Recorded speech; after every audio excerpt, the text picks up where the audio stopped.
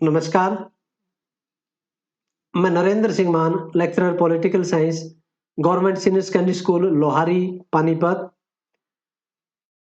Education department, government of Haryana. Edusat telecast में आप सभी का बहुत-बहुत स्वागत करता हूं। प्रिय विद्यार्थियों, आज हम कक्षा 11वीं का राजनीति विज्ञान विषय पढ़ेंगे। राजनीति विज्ञान विषय के अंतर्गत जो आपकी पाठ्य पुस्तक है राजनीतिक सिद्धांत, उसका चौथा अध्याय अर्थात सामाजिक न्याय विषय पर चर्चा करेंगे।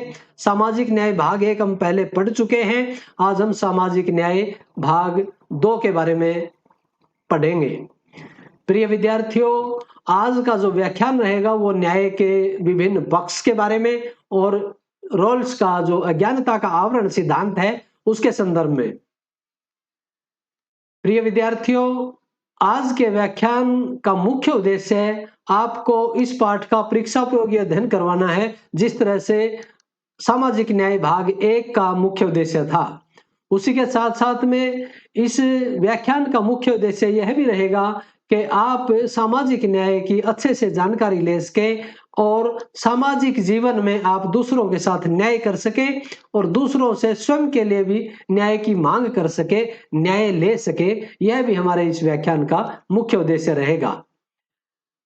आज के व्याख्यान का जो क्षेत्र रहेगा, जिनमें हम निम्न बिंदुओं पर चर्चा करेंगे, वो इस तरह से है। सबसे पहले हम न्याय के पक्ष के बारे में चर्चा करेंगे, जिसमें वैधानिक न्याय, सामाजिक न्याय, आर्थिक न्याय और राजनीतिक न्याय। उसके साथ साथ में हम सामाजिक न्याय का जो रोल्स का सिद्धांत है उसके बारे में बात करेंगे।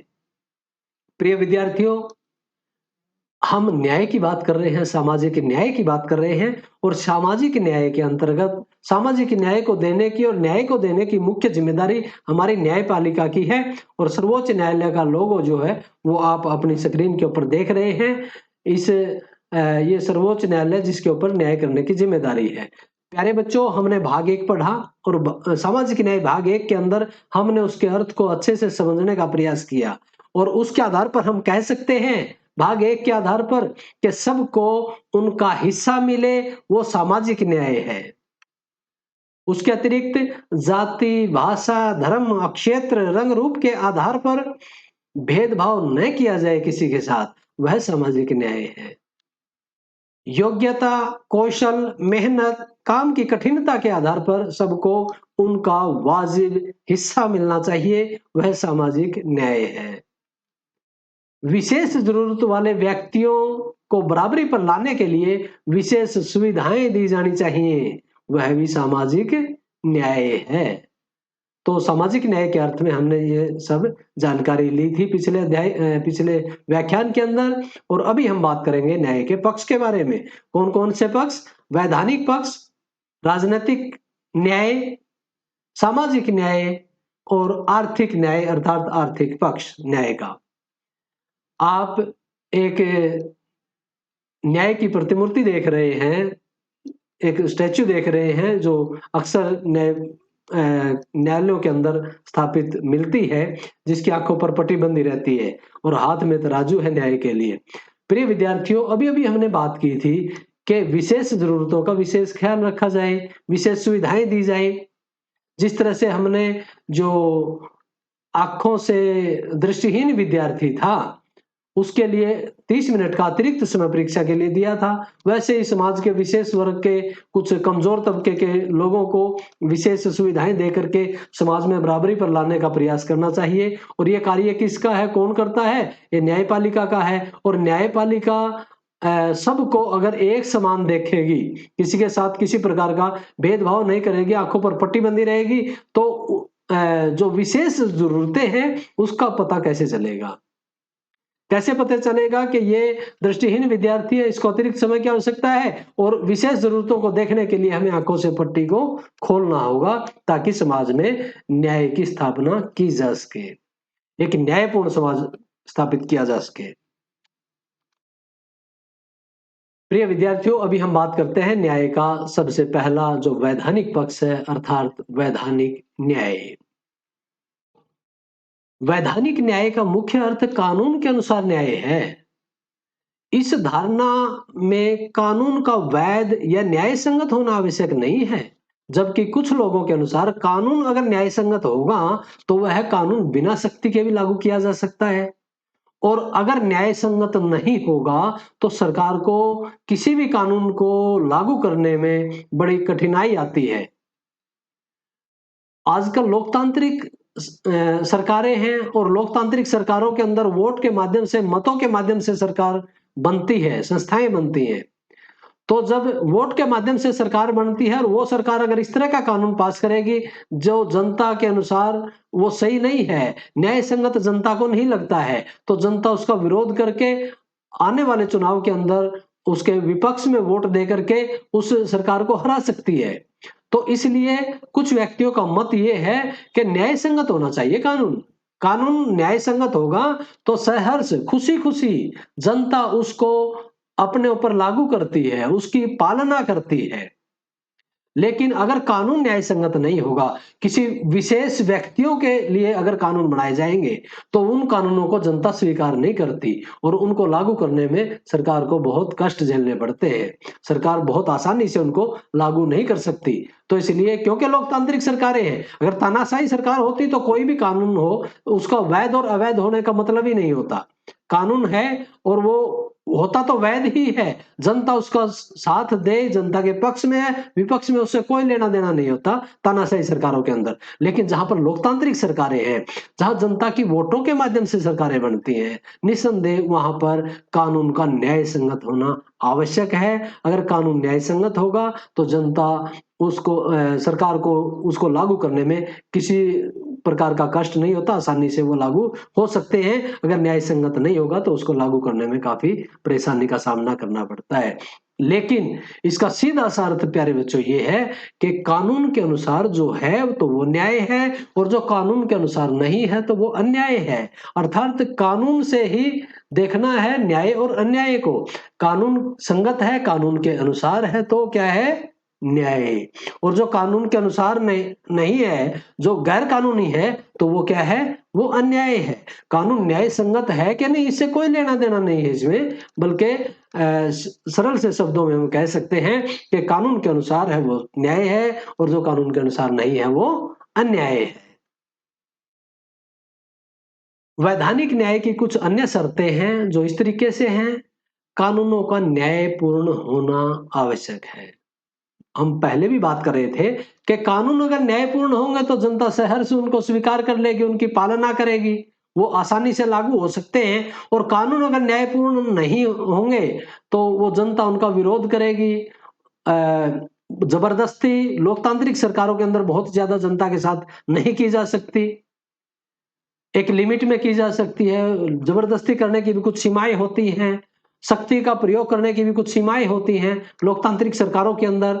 तो इसलिए शक्ति का प्रयोग करके किसी भी कानून को लागू करना बड़ा मुश्किल होता है। इसलिए कानूनों का न्यायपूर्ण होना बहुत जरूरी है। और न्यायपूर्ण कानून वो होता है जो किसी के भी विरोध में ना हो, किसी को भी किसी प्रकार की परेशानी ना खड़ी करे, किसी को समस्या किसी के लिए पैदा ना करे। कोई भी कानून ऐसा नहीं होना चाहिए। कानून ऐसा हो जो पूरे देश की और पूरे समाज की भलाई के लिए बनाए जाएं, तो उस तरह के कानूनों को सहर्ष लागू किया जाता है, जनता के द्वारा स्वीकार कर लिया जाता है। तो इसलिए कानूनों का न्यायपूर्ण होना जरूरी है। हालांकि विधान पालिका के पास शक्तियां होती हैं, संसद के पास शक्तियां होती हैं, वो कोई भी कानून बना सकती है। जनता उनको लागू करना जनता को उनकी अनुपालना करनी पड़ती है। लेकिन फिर भी लोकतांत्रिक सरकारों के अंदर कानून का न्यायपूर्ण होना आवश्यक है। कानून के समक्ष समानता और कानून की समान सुरक्षा। कानून के समक्ष समानता होनी चाहिए, कानून के सामने सभी एक समान हो, कानून के सामने किसी प्रकार की ऊंच नीच का भेदभाव ना हो, किसी ग्रामीण शहरी का भेदभाव ना हो, किसी अमीर और गरीब का भेदभाव ना हो। कानून के समक्ष सभी एक समान होने चाहिए और कानून सबको समान सुरक्षा दे, समान संरक्षण दे। किसी को कष्ट है, किसी को परेशानी है, तो वो कानून का सहारा लेकर के न्यायपालिका की शरण में जा सकता है और न्यायपालिका से उस कानून के मार्फत जो है उसको सुरक्षा मिले, उसको संरक्षण मिले, उसकी देखभाल हो और उसको न्याय मिले। तो इसलिए कानून के समक्ष समानता होनी चाहिए और कानून की समान सुरक्षा भी होनी चाहिए। सभी के ऊपर कानून लागू होना चाहिए। किसी गरीब आदमी ने जो अपराध किया है, एक अमीर आदमी ने वही अपराध किया है, तो दोनों को एक समान सजा मिलनी चाहिए। ऐसा व्यवस्था नहीं होनी चाहिए कि अमीर आदमी पैसे के दम पर ऊपर से ऊपर न्यायालयों में जाकर के न्यायालयों के कमजोरी का फायदा उठा करके कानूनों से तोड़ मरोड़ करवा करके वो जो है किसी तरह से कानून की नजर से बच निकले। और गरीब आदमी के पास क्योंकि बहुत ज्यादा संसाधन नहीं होते हैं और उसको पकड़ करके जेल की कोठरी के अंदर बंद कर दिया जाए और उसकी किसी प्रकार की सुनवाई ना हो, जबकि अपराध तो दोनों ने एक ही किया है, एक जैसा अपराध किया है। ऐसा नहीं होना चाहिए। अर्थात कानून सबके लिए एक समान होना चाहिए, गरीब और अमीर के लिए भी। उच्च वर्ग जो निम्न वर्ग है, समाज का निम्न हिस्सा है या ऊपरी हिस्सा है, सबके लिए एक समान होना चाहिए। कानून के समक्ष सभी समान हो। समान वैधानिक प्रणाली होनी चाहिए। कानून लागू करने वाली जो प्रणाली है, जो संस्थाएं हैं, वो एक समान रूप से सबके ऊपर लागू की जाए, उनमें किसी प्रकार का भेदभाव ना हो, ये भी आवश्यक है सामाजिक वैधानिक न्याय के लिए। प्रिय विद्यार्थियों, एक बहुत आवश्यक है मितव्ययी न्याय व्यवस्था। हम पहले भी बात कर रहे थे कि अगर कानून व्यवस्था बहुत खर्चीली होगी तो गरीब आदमी को न्याय की उम्मीद नहीं है। कहां से वो न्याय ले सकता है? अगर बहुत ज्यादा न्याय पाने के लिए बहुत ज्यादा खर्चा करना पड़ेगा, बहुत महंगी वकीलों की फीस देनी होगी, बहुत महंगी जो है न्यायपालिका की फीस जमा करवानी होगी, तो ऐसे में गरीब आदमी तो न्याय की उम्मीद नहीं कर सकता। गरीब आदमी को न्याय तब मिल सकता है जब न्याय जो है बहुत कम खर्चे पर उपलब्ध हो और उतना खर्चा भी गरीब आदमी कर सके। इतना सक्षम हो गरीब से गरीब आदमी के न्याय के लिए वो न्यायालयों में जा सके, उनके खर्चे वहन कर सके, वकीलों के खर्चे वहन कर सके। तो इसलिए जो न्याय प्रणाली है वो मितव्ययी होनी चाहिए। अगर वो बहुत खर्चीली है फिर तो गरीब आदमी को तो न्याय मिलेगा नहीं, हमेशा अमीर आदमी के पक्ष में ही फैसले होंगे। अमीर आदमी के पक्ष में फैसले होंगे तो वो क्या न्याय हुआ? न्याय की वास्तव में आवश्यकता अगर किसी को है तो वो गरीब आदमी को है। गरीब आदमी के साथ सबसे ज्यादा अन्याय की संभावना रहती है समाज के अंदर, और गरीब आदमी के साथ अन्याय होगा और गरीब आदमी के पास इतने संसाधन नहीं है कि वो जाकर के कोर्ट के अंदर न्यायालय के अंदर जाकर के अपने दुख दर्द को जो सुना सके और अपने लिए न्याय की मांग कर सके। तो इसलिए न्याय प्रणाली का मितव्ययी होना आवश्यक है। कम खर्चे में न्याय सबके लिए उपलब्ध होना चाहिए सरलता से। कुशल और स्वतंत्र न्यायपालिका होनी चाहिए। न्यायपालिका कुशल भी हो, सक्षम भी हो, स्वतंत्र भी हो, निष्पक्ष भी हो। यह भी बहुत आवश्यक है, क्योंकि भाग 1 में हम बात कर रहे थे कि भगवान के बाद अगर किसी पर सबसे ज्यादा विश्वास जनता को होता है तो वो न्यायपालिका पर होता है। और गरीब आदमी क्या कर सकता है? गरीब आदमी न्यायालय में जा सकता है और न्यायालय में जाकर के वो न्याय की मांग कर सकता है और उसको न्याय मिले। और न्याय कब मिलेगा? वो तब मिलेगा जब न्यायपालिका स्वतंत्र होगी, निष्पक्ष होगी, उस पर किसी प्रकार का दबाव प्रभाव नहीं होगा, किसी प्रकार के प्रलोभन में नहीं होंगे, और वो कुशल भी होगी पूरे तरीके से। तब जाकर के गरीब आदमी को न्याय मिलने की संभावना रहेगी। तो इसलिए कुशल, स्वतंत्र, निष्पक्ष न्यायपालिका होनी बहुत आवश्यक है न्याय के लिए, वैधानिक न्याय के लिए। क्योंकि कानूनों को लागू तो कार्यपालिका ने करना है, बनाना विधान पालिका ने है, लेकिन कानून वो गरीब आदमियों को किसी प्रकार का दुख दर्द तो नहीं है उन कानूनों से। वो कानून किसी विशेष वर्ग या विशेष लोगों के लिए तो नहीं बनाया गया है। किस तरीके से वो कानून बना है, उन सब की वैधता और अवैधता के संदर्भ में जो फैसला है वो न्यायपालिका ही करती है। तो इसलिए न्यायपालिका स्वतंत्र और निष्पक्ष होनी चाहिए, कुशल होनी चाहिए, सक्षम होनी चाहिए। अब प्रिय विद्यार्थियों, हम बात करते हैं सामाजिक न्याय की। सामाजिक न्याय, सामाजिक न्याय का सीधा सा अर्थ है समाज के अंदर जितने व्यक्ति रहते हैं उन सब के साथ न्याय हो, सब एक समान हो, वहां पर ऊंच नीच नाम की कोई चीज समाज के अंदर नहीं होनी चाहिए। तो सामाजिक न्याय से अभिप्राय किसी भी देश में रह रहे व्यक्तियों से जन्म, जाति, धर्म, लिंग, क्षेत्र, नस्ल आदि के आधार पर किसी प्रकार का भेदभाव नहीं होना चाहिए। सब एक समान हो तभी जाकर के उसको सामाजिक न्याय कहेंगे।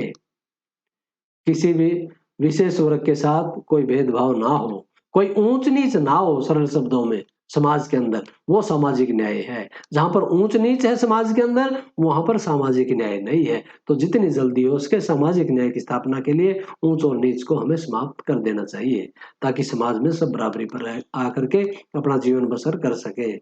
इस व्यक्ति को देख करके लगता है कि ये, क्या इसको सामाजिक न्याय मिला होगा? क्या इसमें समाज में बराबरी का दर्जा मिला होगा इस व्यक्ति को? तो इसलिए सामाजिक न्याय के लिए जो मुख्य शर्तें हैं वो इस तरह से हैं कि कानून के समक्ष समानता होनी चाहिए। इसमें तो कोई दो राय नहीं, कानून के समक्ष तो समानता है। भारत का संविधान में इस तरह के प्रावधान किए गए हैं अलग अलग अनुच्छेदों के माध्यम से कि कानून सबके लिए एक समान है, कानून ने सबको समान संरक्षण दिया है। आर्टिकल 14 के अंदर भी इस तरह का प्रावधान है, कानून के सामने सभी एक समान है, समानता का अधिकार है। अस्पृश्यता का अंत आर्टिकल 17 में किया गया है, कोई छुआछात नहीं होगी, छुआछात की समाप्ति कर दी गई है। वो किस लिए की गई है? वो जो है ताकि सभी एक समान हो, कानून किसी के साथ भेदभाव ना करे, कानून के सामने सभी समान है। जाति, भाषा, धर्म, क्षेत्र, लिंग के आधार पर कानून भेदभाव ना करे किसी के साथ, तो इसलिए कानून के समक्ष समानता होनी चाहिए। विशेषाधिकारों की समाप्ति हो, किसी व्यक्ति को अमीर होने के कारण विशेषाधिकार प्राप्त है, किसी व्यक्ति को किसी विशेष बड़े घराने में पैदा होने के कारण विशेषाधिकार प्राप्त है, या किसी जाति के लोगों को विशेष अधिकार प्राप्त है, किसी धर्म के लोगों को विशेष अधिकार प्राप्त है, किसी क्षेत्र के लोगों को विशेष अधिकार प्राप्त है, ये सारे के सारे विशेष अधिकार समाप्त होने चाहिए। व्यक्ति व्यक्ति है, वो समाज का एक हिस्सा है, समाज का हिस्सा होने के कारण सभी व्यक्ति एक समान होने चाहिए। वही तो सामाजिक न्याय है। जिसमें विशेषाधिकार होगा तो विशेष अधिकार का प्रयोग करके वो दूसरों पर अत्याचार करेगा, न्याय करेगा, तो वहां कहाँ है सामाजिक न्याय? वहां तो सामाजिक न्याय हो ही नहीं सकता जहां पर विशेषाधिकार होंगे। तो इसलिए विशेषाधिकारों की समाप्ति होनी चाहिए ताकि सबको न्याय मिल सके। जाति प्रथा का अंत होना चाहिए। प्रिय विद्यार्थियों, आप भी समाज के अंदर रहते हैं, आप इस बात को बखूबी समझते और जानते हैं कि जाति प्रथा जो है वो समाज में ऊंच नीच को बढ़ावा देती है। और जहां पर ऊंच नीच होगी समाज के अंदर, वो सामाजिक न्याय की हम बात कर सकते हैं, लेकिन सामाजिक न्याय नहीं है, वास्तविकता है ये। सामाजिक न्याय तो उसी को कहेंगे ना जिसमें किसी प्रकार की ऊंच नीच नहीं होगी, किसी प्रकार का भेदभाव नहीं होगा, समाज के जितने व्यक्ति हैं वो सभी एक समान रूप से रहते होंगे। अभी हम बात करते हैं विशेषाधिकार किसी विशेष क्षेत्र, जाति आदि के आधार पर नहीं मिलना चाहिए किसी को। तो इसलिए जाति प्रथा का जितनी जल्दी हो सके अंत होना चाहिए ताकि समाज के अंदर न्याय की स्थापना की जा सके, समाज के अंदर सभी व्यक्ति एक समान रह सके। तो इसलिए जाति प्रथा का अंत होना चाहिए।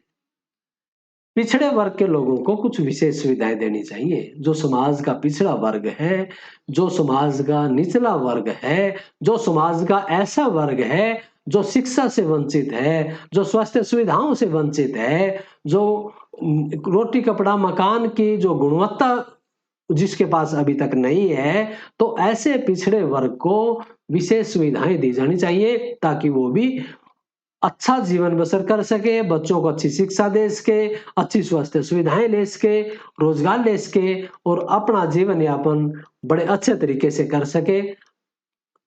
उस तरह से पिछड़े वर्ग के लोगों को विशेष कुछ सुविधाएं दी जा सकती है, चाहे शिक्षण संस्थाओं में दाखिले के संदर्भ में, चाहे नौकरियों के संदर्भ में, और चाहे अन्य सुविधाएं दे करके उनको आगे आने का सुअवसर उपलब्ध करवाया जाना चाहिए। और आर्थिक सुरक्षा देनी चाहिए। आर्थिक सुरक्षा जब तक नहीं मिलेगी तब तक कोई भी विकास नहीं कर सकता, और जब विकास नहीं करेंगे गरीब आदमी तो वो कैसे सामाजिक न्याय की स्थापना कर पाएंगे, कैसे आगे बढ़ पाएंगे, कैसे बराबरी कर पाएंगे। तो इसलिए बराबरी करने के लिए जरूरी है कि आर्थिक सुरक्षा मिले। आर्थिक सुरक्षा से मतलब है कि कोई विशेष परिस्थिति के अंदर, मान लीजिए घर के अंदर 5 सदस्य हैं और घर का जो मुख्य कार्य करने वाला कर्ता धर्ता है, जो कमा करके परिवार का पालन पोषण करता है, उसकी अगर किसी प्रकार से मृत्यु हो जाती है तो उस संदर्भ में परिवार का क्या होगा? तो कुछ ना कुछ तो सरकार की तरफ से उनको सुविधाएं मिलनी चाहिए, उसको आर्थिक सुरक्षा कहेंगे। अपंग हो जाए तो उसको सरकार की तरफ से सुविधा मिले, सुरक्षा मिले। तो इस तरह से वृद्ध हो जाए तो सुरक्षा मिलनी चाहिए। तो इसलिए जो अपंग हो, वृद्ध हो, कमजोर हो, बीमार हो, या किसी परिवार के अंदर कोई बहुत ज्यादा इस तरह का कष्ट आए, तो उस परिस्थिति के अंदर उनकी आर्थिक सुरक्षा की जानी चाहिए। कौटिल्य ने भी अपने अर्थशास्त्र में आर्थिक सुरक्षा की बात की है कि राजा का ये परम धर्म है कि वो गरीब आदमियों को, गरीब परिवारों को, अपंगों को, जो है वृद्धों को, और जो है विकलांगों को, और अन्य किसी प्रकार के जो व्यक्ति है समाज के अंदर कमजोर हैं, तो उनको विशेष आर्थिक सुविधा राजा के द्वारा दी जानी चाहिए। समान राजनीतिक अधिकार प्राप्त करने चाहिए, प्रदान करना। राजनीतिक अधिकार सबको एक समान प्रदान किया जाना चाहिए, क्योंकि राजनीतिक अधिकार केवल अधिकार नहीं, वो शक्ति है। राजनीति ही शक्ति है। तो इसलिए समान राजनीतिक अधिकार सबको मिलने चाहिए। अगर गरीब आदमियों को भी समान राजनीतिक अधिकार मिलेंगे और वो भी चुनाव लड़ करके प्रतिनिधित्व करेंगे तो अपने समाज का भला कर सकते हैं। तो इसलिए उनको भी ये अवसर उपलब्ध करवाया जाना चाहिए। राजनीतिक अधिकार मिलना केवल संविधान में प्रावधान कर देना वो राजनीतिक अधिकार मिलना नहीं है। राजनीतिक अधिकार मिलना वो है कि राजनीतिक अधिकार मिलने के बाद वो उनका उपभोग भी कर सके, वो उनका प्रयोग भी कर सके, वो उनका लाभ भी उठा सके, वो है राजनीतिक अधिकार। इसलिए सबको राजनीतिक अधिकार समान रूप से उपलब्ध होना चाहिए और अवसर भी मिलना चाहिए समान रूप से। प्रिय विद्यार्थियों, अभी हम आर्थिक न्याय की बात करते हैं। इकोनॉमिक जस्टिस, आर्थिक न्याय। ये एक तस्वीर देख रहे हैं, इसमें दो बच्चे हैं और वो समान आयु के हैं, एक समान एज ग्रुप है इनका, दोनों बच्चों की आयु एक समान है। इनको देख करके आपको क्या लगता है? दो बच्चे हैं, एक बच्चा तो लगता है अच्छा खाते पीते घर का, पता लगता है कि इनके परिवार की आर्थिक स्थिति कैसी होगी, और दूसरे बच्चे का भी पता लगता है कि इसके परिवार की आर्थिक स्थिति कैसी होगी। पता लगता है ना? एक बच्चा जो जिसने टोपी पहन रखी है, मोटा ताजा है, वो संपन्न परिवार का है, उसके पास तो इतना कुछ है खाने के लिए, पीने के लिए, घूमने फिरने के लिए, एंजॉय करने के लिए, लाइफ को इतना कुछ है। वो सोचता है कि मैं क्या क्या खाऊं, मैं ये भी खा लेता हूं, वो भी खा लेता हूं, क्या क्या खाऊं। उसके पास खाने के लिए इतनी चीजें हैं, एंजॉय करने के लिए इतनी सारी चीजें हैं। और एक उसी के बगल में एक दूसरा बच्चा है, वो सोचता है कि मैं क्या खाऊं, क्योंकि उसके पास तो खाने के लिए है ही नहीं कुछ। घास फूस खा लेते हैं, मिट्टी खा लेते हैं, क्योंकि खाने के लिए है ही नहीं कुछ, क्या खाऊं। और दूसरा सोचता है कि मैं क्या क्या खाऊं, इतना सारा सामान खाने के लिए। तो ये जो है, ये क्या आर्थिक न्याय है? जी नहीं, ये आर्थिक न्याय नहीं है। प्रिय विद्यार्थियों, क्या आपको लगता है कि ये न्याय होगा इस बच्चे के साथ, जो कमजोर बच्चा है, जो गरीब परिवार से है? जी नहीं, ये न्याय नहीं हो सकता। मानव जीवन में आर्थिक तत्वों की महत्वपूर्ण भूमिका होती है। खाना पीना, रहना सहना, पढ़ना लिखना, परिवार का आगे बढ़ना, सारी चीजें तो पैसे पर आधारित हैं। तो इसलिए आर्थिक न्याय से अभिप्राय प्रत्येक व्यक्ति को अपने जीविकोपार्जन के लिए समान अवसर प्राप्त होने चाहिए, धन का न्यायोचित बंटवारा होना चाहिए। क्या इस छोटे से बालक को आपको लगता है कि जीविकोपार्जन का के लिए समान अवसर उपलब्ध हुए होंगे? ये क्या बड़ा होगा, क्या जवान होगा, क्या मजबूत होगा, क्या कर पाएगा लाइफ में? तो इसलिए जीविकोपार्जन के समान अवसर उपलब्ध होने चाहिए। कम से कम मूलभूत जरूरतें तो सभी की पूरी होनी चाहिए समाज के अंदर, वही तो आर्थिक न्याय होगा। आर्थिक न्याय की कुछ व्यवस्थाएं हैं जो जिनके माध्यम से आर्थिक न्याय की स्थापना की जा सकती है, लोगों को आर्थिक न्याय दिया जा सकता है। और सबसे पहले है काम का अधिकार। काम का अधिकार मिलना चाहिए। काम का अधिकार साम्यवादी समाजों के अंदर दिया जाता था, लेकिन आजकल जो है पूंजीवादी समाजों ने भी अपने देशों के अंदर, अपनी व्यवस्था के अंदर थोड़ा बहुत परिवर्तन करके जो है कल्याणकारी राज्य की स्थापना की है, और कल्याणकारी राज्य के अंतर्गत लोगों की मदद करना, लोगों को रोजगार देना भी एक राज्यों का और सरकारों का परम धर्म माना जाता है। तो इसलिए काम का अधिकार देना भी एक सरकार का कार्य है। आर्थिक न्याय अगर हमें देना है तो उसके लिए काम का अधिकार देना होगा। जो व्यक्ति काम करने लायक है, जो कुशल है, उसको अगर काम नहीं मिल पा रहा है तो काम का अधिकार होना चाहिए, काम उसको मिलना चाहिए, ताकि वो काम करके अपने परिवार को चला सके, अपने परिवार को आगे बढ़ा सके, अपने परिवार को सारी सुख सुविधाएं दे सके। तो इसलिए काम का अधिकार प्रत्येक व्यक्ति को मिलना चाहिए, और ये कर्तव्य जो है वो सरकार अपनी योजनाओं के माध्यम से इस तरह का कर सकती है। उसके अतिरिक्त उचित वेतन पाने का अधिकार होना चाहिए। केवल काम मिलना और काम के बदले में अगर ठीक से वेतन नहीं मिलता है, पगार नहीं मिलती है, मजदूरी नहीं मिलती है, तो मेहनतनामा नहीं मिलता है, तो फिर उस काम का भी कोई फायदा नहीं होता है। काम का फायदा तभी है ना जब उचित वेतन मिलेगा, और उचित वेतन कितना मिले, उतना तो कम से कम मिले कि वो अपने परिवार को चला सके। ऐसा भी नहीं होना चाहिए कि 8-10 घंटे किसी व्यक्ति से काम करवाए और काम करवाने के बाद केवल उसको इतना मिले कि जो है वो शाम की 1 टाइम की रोटी खा सके, 2 टाइम की रोटी भी ना खा सके, 3 टाइम की रोटी भी ना खा सके। क्या वो न्याय हुआ? जी नहीं, वो न्याय नहीं है। कम से कम इतना तो उसको मिलना चाहिए कि वो अपने परिवार को चला सके, अपने परिवार की जो मूलभूत आवश्यकताएं हैं वो पूरी कर सके, ठीक ठाक अपना जीवन बिता सके, अपने परिवार को आगे बढ़ा सके, बच्चों को पढ़ा सके, बच्चों के लिए कपड़े और ठीक ठाक से मकान की व्यवस्था कर सके। तो इतना तो वेतन मिलना चाहिए। तो इसलिए उचित वेतन पाने का भी अधिकार होना चाहिए। उसके साथ में अगर हम आर्थिक न्याय देना चाहते हैं तो आर्थिक सुरक्षा भी मिले, जिसकी हम पहले भी बात कर रहे थे। आर्थिक सुरक्षा अर्थात बेसहारा हैं, बुजुर्ग हैं, बूढ़े हैं, वृद्ध हैं, कमजोर हैं या अपंग हैं, ऐसे व्यक्तियों को आर्थिक सुरक्षा मिले। या किसी परिवार का कोई कमाने वाला जो मुख्य हाथ है, अगर वो चला जाता है, वो कोई एक्सीडेंट में या किसी हादसे में किसी परिवार का मुखिया चला जाता है, तो ऐसे में परिवार कैसे चलेगा? उस परिवार की उस परिवार के बच्चों की आर्थिक सुरक्षा होनी चाहिए, अर्थात सरकार के द्वारा उनकी मदद की जाए, ताकि वह भी अपना जीवन ठीक से जी सके, जीवन यापन कर सके। और बड़ा महत्वपूर्ण आर्थिक न्याय के अंतर्गत धन का उचित वितरण है। धन के उचित वितरण से तात्पर्य है कि और अमीर और गरीब के बीच की खाई बहुत ज्यादा नहीं होनी चाहिए। भारत के संविधान का जो नीति निर्देशक सिद्धांत है उसके अंदर भी यही प्रावधान किया गया है कि अमीर और गरीब के बीच के जो अंतर है, जो खाई है, उसको कम करने का प्रयास सरकारें करेंगी। तो इसलिए धन का उचित वितरण हो, ताकि गरीब से गरीब आदमी की भी मूलभूत जरूरतें पूरी हो। वो अपनी सारी जरूरतें, चाहे शिक्षा की है, चाहे वो अपने परिवार के स्वास्थ्य से संबंधित है, चाहे वो ठीक ठाक से एक मकान बना करके एक छत होनी चाहिए जिसके नीचे वो परिवार रह सके, झुग्गी झोपड़ियों में और बाहर खुले आसमान के नीचे या चारपाई ऊपर लगा करके एक पन्नी के नीचे अगर कोई परिवार रह रहा है तो हमारे लिए बड़े शर्म की बात है। इस तरह की व्यवस्था नहीं होनी चाहिए। बहुत ज्यादा अंतर नहीं होना चाहिए अमीर और गरीब के बीच में।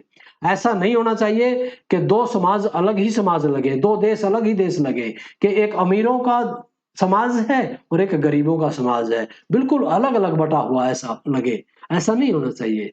उन दोनों के बीच की जो खाई है वो कम होनी चाहिए, वो इकट्ठे रहे, एक दूसरे की मदद करें। और धन का वितरण, अगर मान लीजिए अमीर आदमियों के पास ज्यादा धन है तो सरकार उनसे टैक्स के रूप में ज्यादा ले सकती है, और गरीब आदमियों को अगर किसी प्रकार की समस्या है तो उन समस्याओं के समाधान के लिए, उनको सुख सुविधाएं देने के लिए, उनके परिवार को चलाने के लिए, उनको स्वास्थ्य और शिक्षा की सुविधा देने के लिए गरीब आदमियों को मदद की जा सकती है, ताकि वो अच्छा भोजन कर सके, अच्छे से अपना जीवन यापन कर सके, और वो अच्छे से रहेंगे तो कहीं ना कहीं पर उत्पादन में देश को उनका फायदा मिलेगा। तो इसलिए धन का जो वितरण है वो उचित प्रकार से होना चाहिए। अमीर और गरीब के बीच में बहुत ज्यादा अंतर नहीं होना चाहिए, खाई नहीं होना चाहिए। ऐसा नहीं होना चाहिए कि अमीर आदमी और ज्यादा अमीर होते चले जाएं और गरीब आदमी और ज्यादा गरीब होते चले जाएं। और इस तरह की अगर व्यवस्था है तो उस व्यवस्था के अंदर कहीं ना कहीं पर कमी है, उस पर पुनर्चिंतन करने की आवश्यकता है। और गरीब आदमियों को भी अच्छा जीवन जीने का अधिकार है और उसके लिए सरकार को प्रयास करने चाहिए। श्रमिकों के हितों की रक्षा की जानी चाहिए। जो श्रमिक हैं, जो मजदूर हैं, जो मेहनतकश लोग हैं, जो रोज कमाते हैं, रोज खाते हैं, उनके हितों की विशेष रूप से रक्षा की जानी चाहिए। कोरोना काल में काफी कष्ट मजदूरों को देखने को मिले, झेलने पड़े, तो इस तरह के नहीं होने चाहिए। मजदूरों के भी कुछ हक होने चाहिए, उनके भी हित होने चाहिए और उनके हितों की रक्षा की जानी चाहिए। और उस रक्षा में सरकार का बड़ा महत्वपूर्ण भूमिका होती है। वो जो है श्रमिकों की रक्षा सरकार विशेष मदद करके कर सकती है। उसके अतिरिक्त राजनैतिक न्याय की बात करते हैं। राजनैतिक न्याय वास्तव में एक शक्ति है। तानाशाही शासन व्यवस्था में नागरिकों को राजनीतिक अधिकार नहीं मिलते, सीधी सी बात है। जो राजा अपनी तलवार के दम पर, अपनी शक्ति के दम पर सत्ता प्राप्त करता है, वही राजा बना रहता है। और दूसरा राजा तभी बनेगा जब या तो उसको मार देगा या उसको हरा देगा, तभी दूसरा राजा बनेगा। और दूसरा बनेगा वो भी तानाशाही बनेगा फिर। तो इसलिए तानाशाही व्यवस्था में नागरिकों से नहीं पूछा जाता, उसको राजनीतिक अधिकार नहीं मिलते, उनको वोट डालने का अधिकार नहीं मिलता। जबकि जहां पर लोकतांत्रिक शासन व्यवस्थाएं हैं वहां पर नागरिकों को राजनीतिक अधिकार मिलते हैं। वहां लोगों की मर्जी से शासन का संचालन होता है, लोगों की मर्जी से शासक बनते हैं वहां पर। तो राजनीतिक न्याय के लिए जाति, धर्म, भाषा, लिंग आदि के आधार पर भेदभाव के बिना नागरिकों को राजनीतिक अधिकार मिलने चाहिए। कौन कौन से राजनीतिक अधिकार मिलने चाहिए? जैसे कि वोट का अधिकार है, चुनाव लड़ने का अधिकार है, अपने बात करने का अधिकार है, सरकार की आलोचना करने का अधिकार है, प्रार्थना पत्र देने का अधिकार है। तो इसलिए न्यायपालिका के लिए निम्न व्यवस्थाएं हो सकती हैं। क्या क्या हो सकता है राजनीतिक न्याय के लिए? राजनीतिक न्याय के लिए प्रजातांत्रिक शासन प्रणाली होनी चाहिए। प्रजातांत्रिक शासन प्रणाली है, लोग वोट डाल करके सरकार बनाते हैं, तो ही राजनीतिक अधिकार है। तो ही व्यक्ति जो है कोई भी पद प्राप्त कर सकता है, कहीं पर भी नौकरी लग सकता है, कहीं पर भी एमएलए एमपी बन सकता है, प्रधानमंत्री राष्ट्रपति बन सकता है। तो वो कहां पर बन सकता है? जहां पर प्रजातांत्रिक शासन प्रणाली होगी। और जहां पर तानाशाही शासन व्यवस्था होगी वहां पर तो राजनीतिक अधिकार होते ही नहीं, वो तो राजा ही की इच्छा पर आधारित होता है और वो राजा ही बनाता है सबको, जनता नहीं बनाती। जनता तभी बनाएगी जब प्रजातांत्रिक शासन प्रणाली होगी, तो ही राजनीतिक न्याय मिल पाएगा। राजनीतिक अधिकारों का अस्तित्व हो, राजनीतिक अधिकार अस्तित्व में हो, लिखित में हो, होने भी चाहिए, संविधान के अंदर भी दिए गए हैं। लेकिन अगर वो राजनीतिक अधिकार लिखे हुए हैं, संविधान के अंदर भी हैं, उनका प्रावधान है, और वो राजनीतिक अधिकार लेने के लिए जो शक्ति चाहिए, जो धन चाहिए, जो व्यवस्थाएं चाहिए, अगर वो नहीं है तो उन राजनीतिक अधिकार वो केवल लिखित में है, वो मिलते नहीं है लोगों को। तो ऐसी व्यवस्था होनी चाहिए कि राजनीतिक अधिकार केवल कागज के ऊपर लिखे हुए रखे न रह जाएं। प्रत्येक व्यक्ति उन अधिकारों का मजा ले सके, उन अधिकारों का उपभोग कर सके, उन अधिकारों का प्रयोग करते हुए अपने जीवन में परिवर्तन ला सके, अपने समाज का भला कर सके, अपने राष्ट्र का भला कर सके। तो इसलिए राजनीतिक अधिकार अस्तित्व में हो और वो व्यवहारिक रूप से सभी नागरिकों को मिले और सभी नागरिक उनका उपभोग कर सके। इस तरह के राजनीतिक अधिकार होने चाहिए। भेदभाव की मनाही हो, किसी भी प्रकार का भेदभाव नहीं होना चाहिए, चाहे वो जाति, भाषा, धर्म, क्षेत्र, लिंग आदि के आधार पर कोई भेदभाव नहीं होना चाहिए। तो इसलिए भेदभाव होगा तो राजनीतिक समानता कहाँ रहेगी, राजनीतिक न्याय कहाँ रहेगा? कुछ लोगों को तो रोक दिया जाएगा कि आप चुनाव नहीं लड़ सकते, आप वोट नहीं डाल सकते। अगर ऐसा होगा तो कहाँ राजनीतिक न्याय है? वोट डालने से भी मना कर दिया जाएगा। तो इसलिए किसी प्रकार का भेदभाव नहीं होना चाहिए, सबको एक समान रूप से राजनीतिक अधिकार मिलने चाहिए। अधिकार जो मिले उनकी सुरक्षा भी होनी चाहिए सरकार के द्वारा। सरकार के द्वारा बीच बीच में अध्ययन भी करवाया जाना चाहिए कि कौन कौन लोग और कितने राजनीतिक अधिकारों का उपयोग कर रहे हैं, उपभोग कर रहे हैं, मजा ले रहे हैं, और किन किन लोगों को आज तक राजनीतिक अधिकार नहीं मिले हैं। तो इसलिए इस तरह के अध्ययन करवाते हुए जिन लोगों को राजनीतिक अधिकार नहीं मिले हैं उनको राजनीतिक अधिकार मुहैया करवाए जाने चाहिए और उनके अधिकारों की सुरक्षा सरकार के द्वारा की जानी चाहिए। और समाज के अंदर जो अल्पसंख्यक वर्ग है उनके हितों को विशेष ध्यान में रखना चाहिए, उनके हितों की विशेष रक्षा करनी चाहिए, क्योंकि बहुसंख्यक लोग अगर इकट्ठे होकर के सत्ता पर काबिज हो जाते हैं तो ऐसे में संभावना ये रहती है कि कहीं समाज का जो अल्पसंख्यक वर्ग है, अल्पसंख्यक समाज है, क्या वो हिस्सा जो है किसी प्रकार से कष्ट में तो नहीं है, उनके जो अधिकार हैं उनकी अवहेलना तो नहीं हो रही है, वो उनके विशेष रूप से उनको सुविधाएं दी जानी चाहिए और विशेष रूप से उनके हकों की सुरक्षा की जानी चाहिए। अभी प्रिय विद्यार्थियों, हम जॉन रॉल्स का सामाजिक न्याय का सिद्धांत, ए थ्योरी ऑफ जस्टिस को पढ़ते हैं। ये आप तस्वीर देख रहे हैं जॉन रॉल्स की। उन्होंने एक सिद्धांत दिया जिसके माध्यम से सामाजिक न्याय को बहुत अच्छे से उन्होंने परिभाषित और स्पष्ट किया है तर्कसंगत तरीके से, वितरणात्मक न्याय के माध्यम से। तो रॉल्स का सामाजिक न्याय का सिद्धांत क्या कहता है? यदि अब थोड़ी सी देर के लिए आप कल्पनाओं में चलिए प्यारे बच्चों, और मैं आपसे पूछ रहा हूं कि आप किस प्रकार के समाज को पसंद करोगे? आप को अगर एक छूट दे दी जाए कि आप कहां पर जन्म लेना चाहेंगे, किस परिवार में रहना चाहेंगे, आपकी छूट है, आप आजाद हैं उस बात के लिए, आप बता दीजिए कहां पर रहना चाहेंगे, किस परिवार में रहना चाहेंगे? निसंदेह आपका उत्तर यही होगा जो मेरा उत्तर है। और मेरा उत्तर क्या है? हम उस तरह के समाज में, उस तरह के परिवार में रहना चाहेंगे जहां सारी सुख सुविधाएं मिलती होंगी, नियम संगठन हमें विशेष सुविधा संपन्न स्थान दे, दूर से सलाम करें, नमस्ते करें, हम वहां रहना पसंद करेंगे। मोटे तौर पर हमारा उत्तर होगा हम वहां रहना पसंद करेंगे जहां धन दौलत हो, गाड़ी हो, नौकर चाकर हो, सुख सुविधाएं हो, समाज में बहुत ऊंचा दर्जा हो, बहुत बड़ी इज्जत हो, उस परिवार में रहना पसंद करेंगे। करेंगे कि नहीं करेंगे? हम सभी की यही राय है कि हम उसी समाज में रहना पसंद करेंगे। शायद किसी का भी उत्तर यह नहीं होगा कि मैं गरीब घर में पैदा होना चाहूंगा, उस घर में पैदा होना चाहूंगा जिसमें हमें 3 टाइम की रोटी, क्या 1 टाइम की भी रोटी बड़ी मुश्किल से मिलती है। वंचित समुदाय में रहना पसंद करूंगा, ऐसा कोई नहीं चाहेगा। निम्न जाति में रहना पसंद करूंगा जिसके साथ भेदभाव होता हो विभिन्न प्रकार का। क्या उस जाति में कोई रहना पसंद करेगा? नहीं। कौन क्या पसंद करेगा? रोल्स ने कहा है कि ऐसे में अगर मान लीजिए सभी व्यक्ति एक ही पसंद है, और वो पसंद है कि सभी व्यक्ति ठाठ बाट से ऊंचे स्थान पर रहना चाहते हैं, समाज में ऊंचा दर्जा पाना चाहते हैं, विशेष सुविधाओं का उपभोग करना चाहते हैं, गाड़ी, नौकर चाकर, सुख सुविधाएं, धन दौलत सभी जो है बहुत ज्यादा सभी के पास होने चाहिए।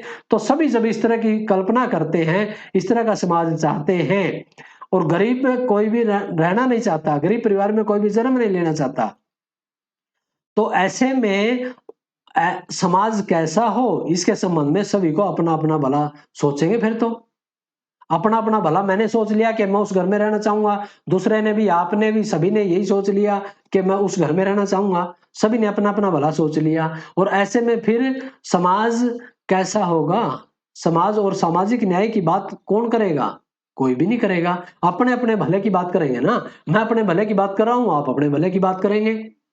आप अपने दोस्त के भी भले की बात नहीं करेंगे, आप अपने भले की बात करेंगे कि मैं इस तरह के परिवार में रहना चाहूंगा जहां पर सारी सुख सुविधाएं हो। और जब ऐसा होगा तो समाज की बात कौन करेगा? दूसरों की बात कौन करेगा? गरीबों की बात कौन करेगा? वंचितों की बात कौन करेगा?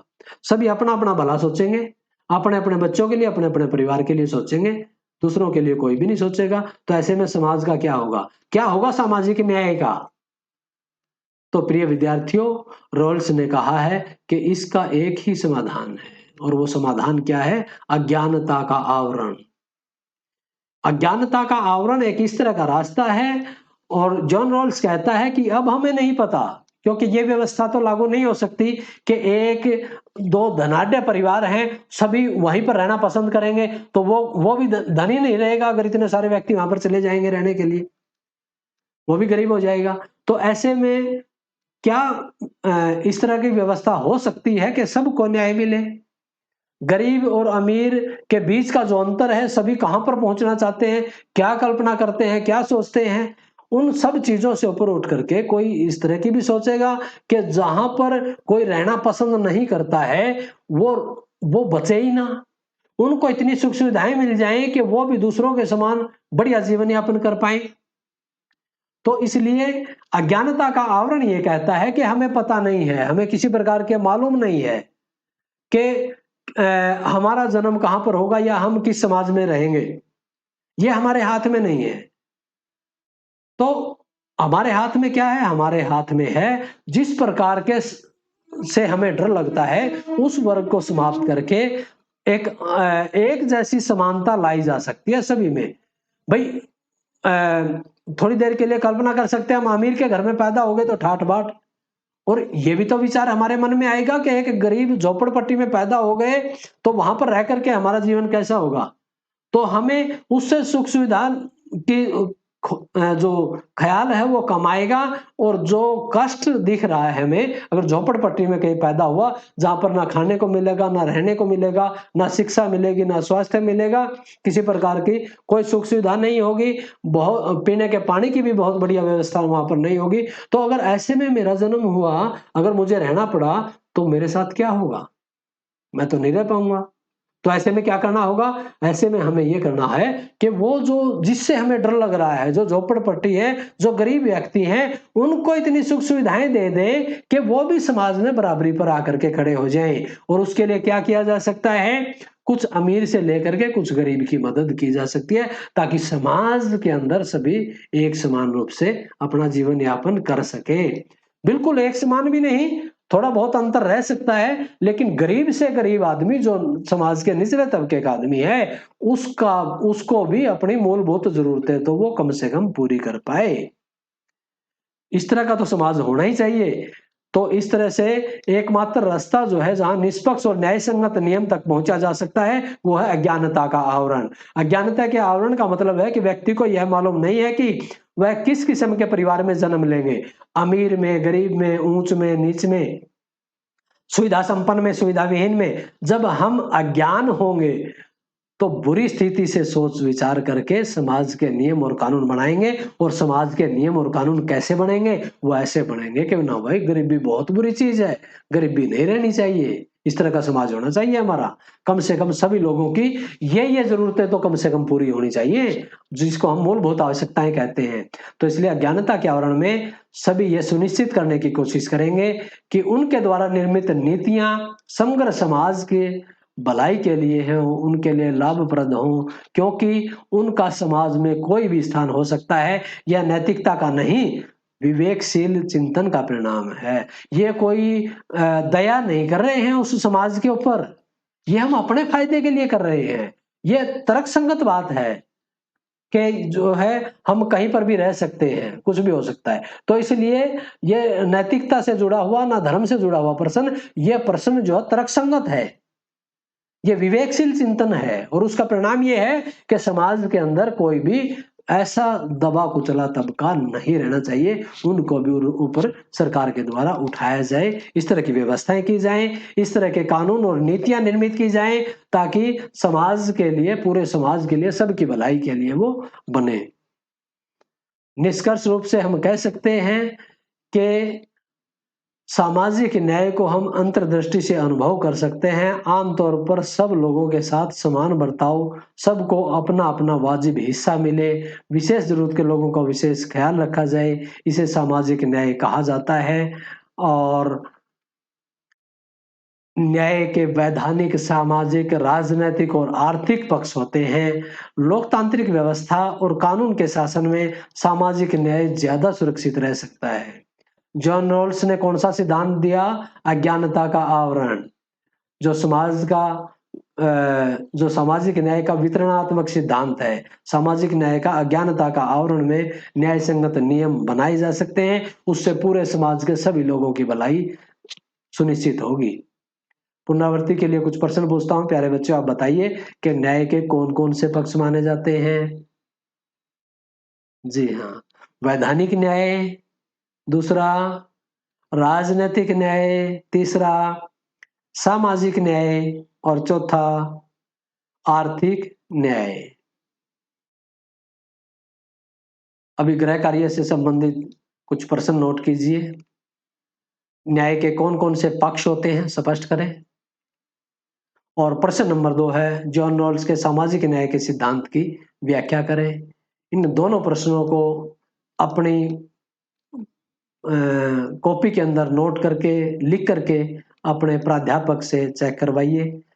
प्यारे बच्चों, आपने बहुत अच्छे से सामाजिक न्याय के दोनों भागों को पढ़ा है और मुझे उम्मीद है कि आप बहुत अच्छे से इसको समझ पाए होंगे और अपने साथ और समाज के साथ न्याय करेंगे और सामाजिक न्याय के कुछ आपको जो पहले समझ थी उससे आपकी समझ और ज़्यादा बड़ी होगी। आप न्यायपूर्ण समाज की स्थापना में बहुत महत्वपूर्ण रोल अदा करेंगे। अपना कार्य जो है वो करेंगे, अपने जीवन में न्याय दूसरों के साथ करेंगे और अपने लिए भी न्याय की मांग करेंगे। इसके साथ आपका बहुत बहुत धन्यवाद। Thank you very much.